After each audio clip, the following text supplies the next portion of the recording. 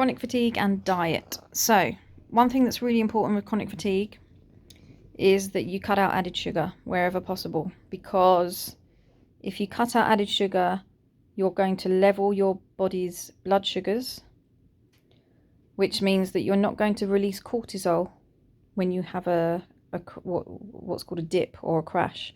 So you know when you eat sugar, you get a spike in your blood sugars because you suddenly have lots of energy.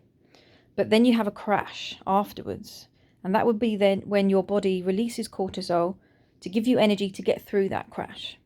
Whereas if you cut it out completely, your body hasn't got to release cortisol to get through that crash. Okay? It's very difficult to avoid added sugar. It's in everything. If you buy any sauces that go with pasta, for example, sugar is a sweetener but also a preservative. Okay? So you may find you'll have to make a lot of sauces from scratch at home. So think about buying some herbs and spices to make a tomato sauce to taste nicer, for example, or tomato soup, stock.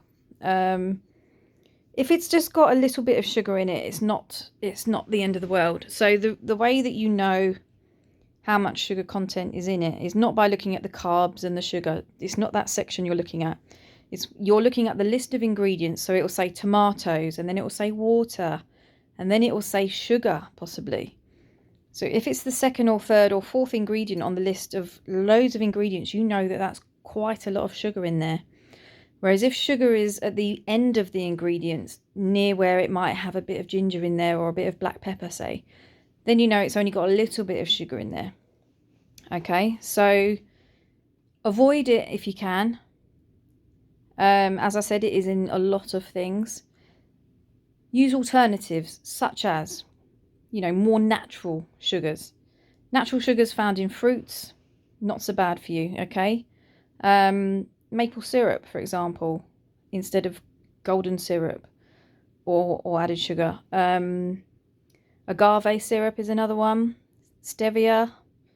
You want to avoid sweeteners called aspartame or aspartame, however you pronounce it, or any of the sweeteners starting with A. They're usually all bad. Okay, so when you read products that say sugar-free, just check. It's probably got that nasty sweetener in it. Okay, avoid that. It's just really bad chemicals. You also want to eat a really varied diet in terms of vegetables, fruits and vegetables. Think about the colour of the rainbow. Introduce as many different colours of vegetables that you can each week. Try and eat 7 portions a day if you can.